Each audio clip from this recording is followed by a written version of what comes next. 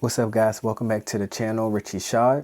And if you're thinking about going to CDL school, I want you to watch this video before you spend any money at any school.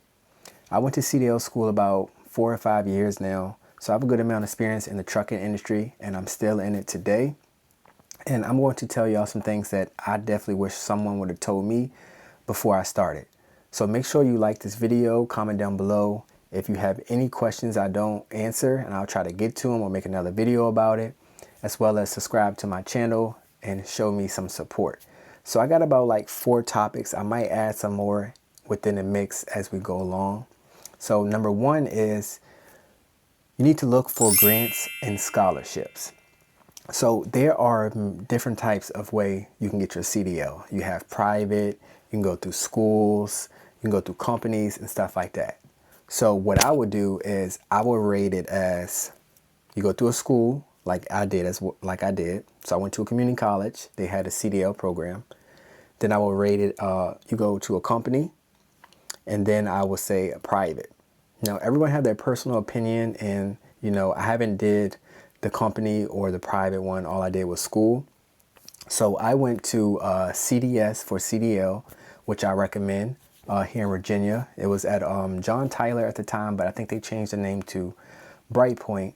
So that's where I went, and I recommend that mainly because I'm sure they still do that.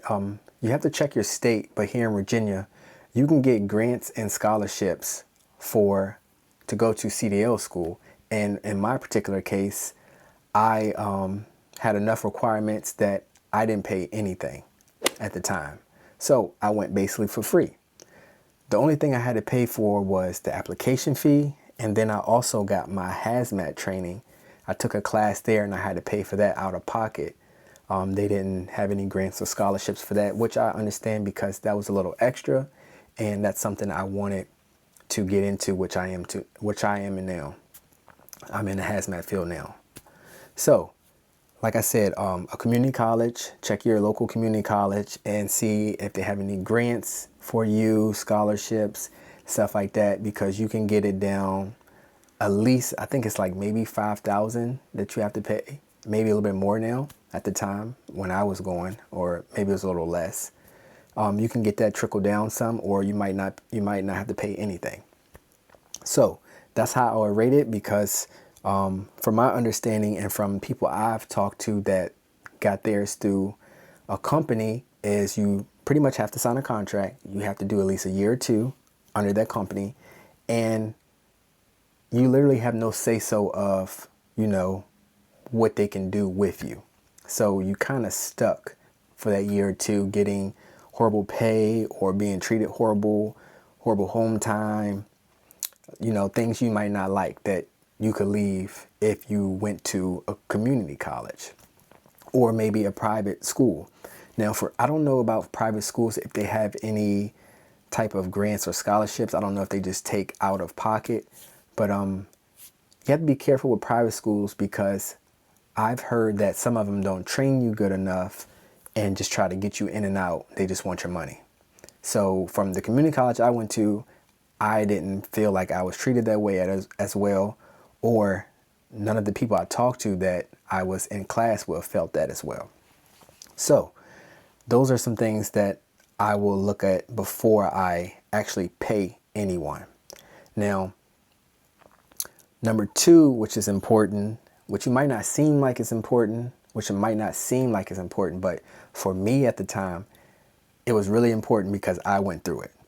The time of the year is important when you do your CDL school, because I think it's like 6 to 8 weeks. Half of that time, or pretty much all that time, you're going to be outside. So I did mine in the summertime, and oh my goodness, it was so hot out there. Like literally we had no clouds, no days I don't remember. Maybe it rained a couple of times and stuff like that, but it was so hot. It was like the peak of summer. Most of the trucks didn't have AC that you start in. The only trucks that had AC was the ones to drive over the road. And then they had tents. We had tents and stuff like that. But just the way the sun was positioned, it really didn't help keep a shade or anything like that, and you trying to learn while being hot and can't focus, it doesn't really help. But I mean, I got it done. You know, I pushed myself to the limit, but the time of the year is important because from my experience, I wouldn't do summer again. I would probably honestly rather do winter, but I would do more like January time to maybe like May, because I think I did mine in like June, July to August, and I finished in August.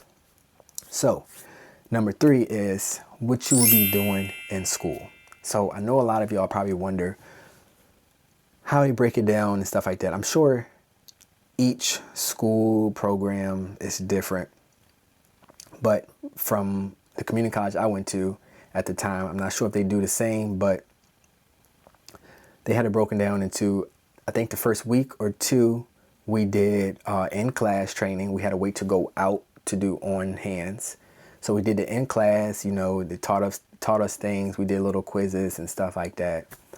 And then after you do all that, they will put you on a list to go outside to get on hands. So it didn't take that long. I think it took a little bit. They don't take the whole class at one time. I think they do it by alphabetical order, and then you will go out. And I was always wondered that, but when I got outside, I understood because it was a lot of people still out there from classes before. So people who weren't passing what they needed to pass, so they had to stay out there. So that's why they had that in effect, doing it that way. So once you get out there, you start with your pre and post trip. Your pre and post trip inspections are really important, and you have to learn so much material of that. Like, they literally break down the whole truck and trailer, from everything in the engine to the braking components. The brake components. If it's a spring or airbags, everything, lights, horns, like, which is common stuff, but it's just so much material you're learning that it can get overwhelming. And just pay attention with it. I think you have to get like a 80% before you have to pass that. That's kind of a final, but they give you some time and stuff like that. So I recommend asking questions, because our instructors were former or retired CDL drivers. So ask for advice, ask if you need extra help, just pay attention. It is a lot of material to learn, write down, study, because that pre and post trip is really, really, it's a lot of material at once. That's what I'm trying to say. And to this day, not even just me, people I worked with and stuff like that, we don't go into depth about all that stuff. You know, we have a checklist that we have to check out and stuff like that. But it was a lot more. Like, you will understand and know the truck at the time and trailer. So yeah, pre-trip and post inspections. And then you will start your backing maneuvers. There's 3 backing maneuvers. You start with straight line, just going up and down. At the school I went to, we also learned on manual, so I recommend that so you don't have a restriction, just to keep your options open. So you got straight line backing, which you will have to do on the test. And then you have offset backing, which is you're offset and you have to go pretty much to the other lane. And then you have parallel backing, which is like for docks and stuff like that, which you do a lot of those like every day. And then I think it was like once we got to like almost finished with offset and then going into parallel, that's when we start driving on the road and getting that experience and stuff like that. They do make you double clutch, so that's another thing, because I've drove stick before and I know trucks you don't have to double clutch, but they want us to double clutch. So we had double clutch, which is you just pretty much hitting the clutch 2 times rather than one and just holding it and put it in gear. You have to hit the clutch, go into neutral, hit it again, and then go into the gear that you're supposed to go into. So that's pretty much what double clutching is. And then, so I did, what's that, the third one? Yeah, that was the third one. Did the pre-trip, post-inspection.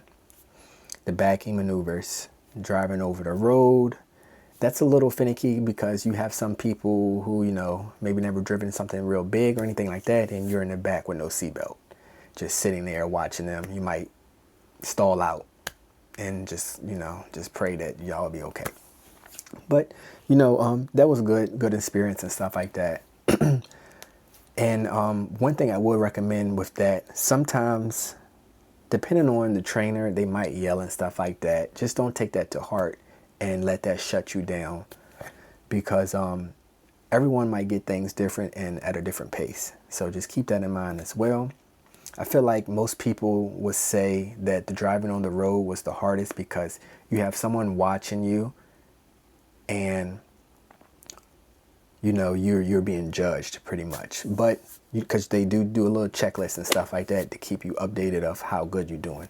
But that's good because it's going to be the same way on the final test. So we did the driving on side streets, going up hills, on the interstate, merging and all that good stuff, stopping at stoplights, all in a manual. So I got that experience as well. And then the last thing I would recommend is for the final test, at the school, you will, in my situation at the school, the post and pre-trip, the pre-trip and post inspection got done at the school. So you have to get an 80% out of all the questions. You start wherever you want, and you will point to that piece, the material, whatever, and tell them what it does, and what it is and what it does, and then you keep going and stuff like that. And then for the final test, you have to perform the 3 back maneuvers. We had to go to a different area to do the final test. So you have the 3 back maneuvers. You only get 1 pull-up per maneuver. So that's very critical, because if you do more than one, you fail for that one. And I think you can't fail any of them. So I recommend taking your time. You're not in a rush or anything like that. Go slow. Like literally, I was going like 5 miles per hour backing up. And it was on automatic. I think it was an automatic. So that was helpful, but I'm just going 5 miles per hour and make sure I wasn't hitting no cones or going over the lines and stuff like that.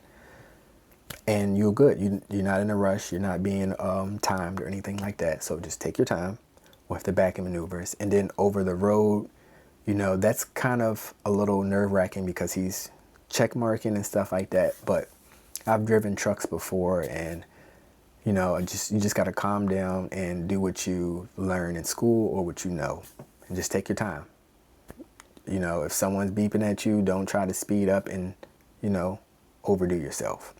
And always take your turns wide, slow down way before you need to slam on the brakes, because I'm pretty sure that's not a fail, but they write that as something wrong. You can get a wrong question on that, on the thing they have to check out. So pretty much those are the 4 things that I recommend that I wish I knew. Someone told me before I started CDL school. But the way I wouldn't take anything back, because it made me who I am now, and I like the way I took. So I'm trying to, give some advice to y'all for the future generation or anyone interested or might want to get into it. So yeah, make sure y'all like this video, comment down below if you have any more questions. Make sure you subscribe to the channel, hit that notification bell,